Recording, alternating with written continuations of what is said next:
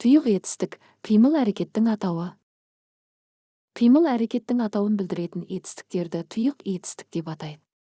Етістікке қимыл әрекетті білдіретін сөзге у жұрнағы жалғану арқылы жасалады. Тұйық етістік жақтық мағыналарды білдірмейді.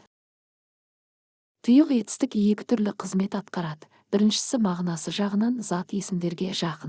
Екіншісі қимыл әрекетті білдіреді. Бірінші тұйық етістік мағынасы жағынан зат есімдерге жақын болады. Зат есімдер зат атауын білдірсе, тұйық етістік қимыл атауын білдіреді. Сондықтан тұйық етістік зат есімдер сияқты көптік, тәуелдік, септік жалғаулары арқылы түрлене алады. Мысалы, өсудің нәтижесі сөйлемінде өс етістігіне тұйық етістіктің у жұрнағы жалғанып септік тұлғасында тұр. Екінші, тұйық етістіктің негізгі ұғымы қимыл әрекетті білдірумен байланысты. Тұйық етістік қимыл атауы қалпында жұмсалу, керек, тиіс, керек емес сөздермен тіркесіп, іс-әрекеттің міндетті түрде орындалуын я орындалмауын талап ету қызметінде жұмсалады. Мысалы, ендігі міндет аянбай еңбек ету, еңбек өнімділігін арттыру, қоғамның өндірістік күшін дамыту. Тағы бір мысал, менің айтуым керек. Сенің айтуың керек.